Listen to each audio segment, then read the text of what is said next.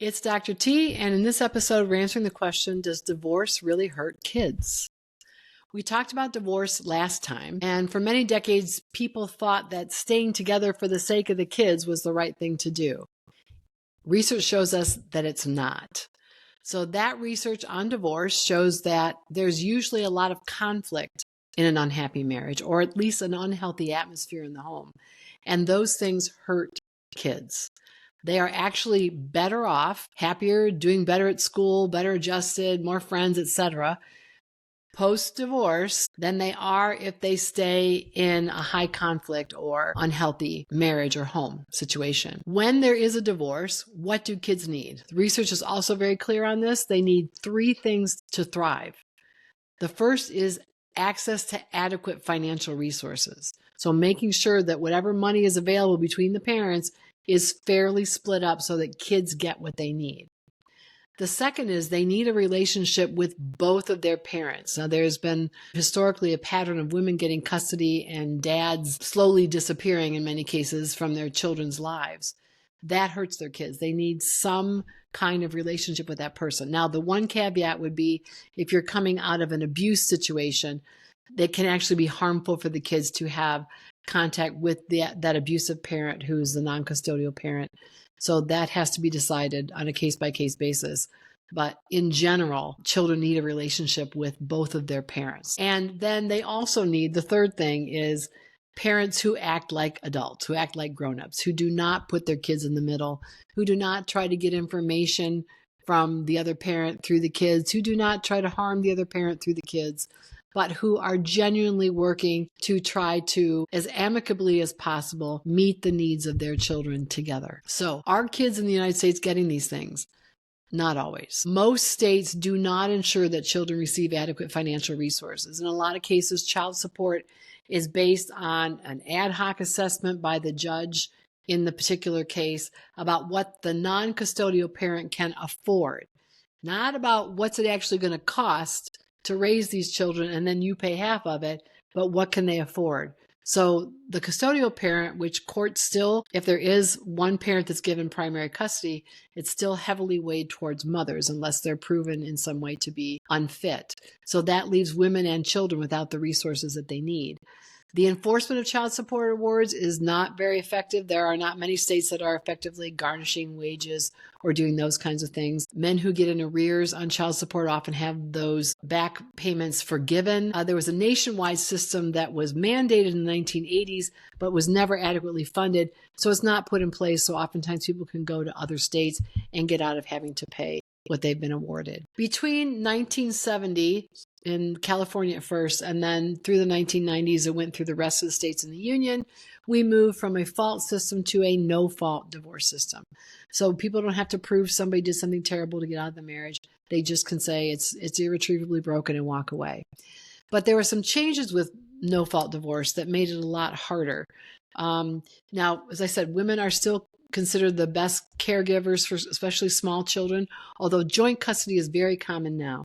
So if the kids are going back and forth 1 week with each parent, there tends not to be any kind of child support awarded. It's just assumed you're equally supporting if you have them for equal time. But what sometimes happens is that men will pursue joint custody and then they sort of stop. They kind of don't go back and forth as regularly. And so then there's no child support award in place. So women end up getting default primary custody, but don't have the resources to actually support themselves and their children. And then they have to try to go back to court to get that award, which can be time consuming and expensive. Alimony is extremely rare. Women used to get alimony all the time. It was assumed that men had to support them until they died or until they got another husband. But now it's very, very rare, and they usually get it just for a year, year and a half, 2 years at the most, to maybe transition from being a homemaker to get some training, to get new skills for a job, that sort of thing. And so if women have made any kind of sacrifices in their own work, in their own job, their own career, they will suffer financially for the rest of their lives. Now, I know this is a very dramatic statement, but women typically get paid less than men to begin with. They make about 81 cents on the dollar still in this day and age.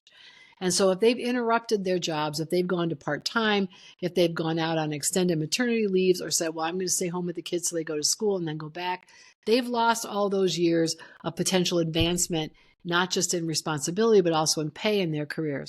They've also reduced their retirement. They will never get that money back. Social Security is based on your lifetime earnings. Or if you've got a pension plan where you are, you haven't paid into it if you haven't been in the workforce or if you've only been working part-time. So you will have less money in retirement no matter what. Whereas usually these decisions are made for women to move out of the workforce to help the family balance some of the struggles we talked about in earlier episodes about balancing work and family life. And so they will leave the workforce to ease that struggle because they tend to make less money. So it's this catch-22 for women. In the meantime, the man has had the opportunity, and I recognize I'm talking about heterosexual families here exclusively, but this could be a similar dynamic could occur in same-sex couples as well, where the person who gets to work uninterrupted has the opportunity to invest fully in those career resources and get maximum retirement and get more pay and responsibility increases on the job. And they get to keep that. You don't get to access that as the divorced partner. They have those resources forever. And the earning power of the person who has been in the workforce is the most valuable asset the family has. And she and her children don't have a claim on that outside of whatever minimal alimony and potentially child support may have been awarded. So post-divorce, especially middle class and up, men typically are better off financially than they were inside the marriage, because even if they are mandated to pay child support, they typically don't pay half of what it costs to actually raise a child. A lot of men, once they have divorced, will decide that they're not going to pay for things they see as optional, like college or trade school or other major expenses. Now, the exception to men being better off post-divorce is people nearer the bottom of the economic ladder, working class families, for example, or families who are struggling economically prior to divorce. Both households are going to continue to struggle because they're trying to spread the resources across two households now, and that's going to be difficult for them to do. So the question of does divorce hurt kids? It's not about the divorce per se. It's about the condition around the divorce, and it's about the quality of the relationship to their parents and their access to adequate resources. Those are the things that are going to determine whether children do well post-divorce.